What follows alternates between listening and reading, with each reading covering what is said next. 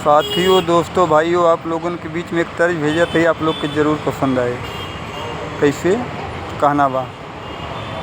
नैहरे में सहूर सिखौली दादी और माई, नैहरे में सहूर सिखौली दादी और माई, ससुरा में रहल जाला घुघुटा गिराई।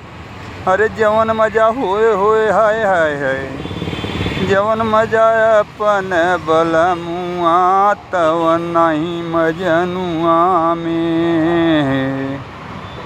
नैहरे में सहूर सिखौलिन दादी और माई, नैहरे में सहूर सिखौलिन दादी और माई, ससुरा में रहल जाला घुघुटा गिराई, ससुरा में रहल जाला घुघुटा गिराई।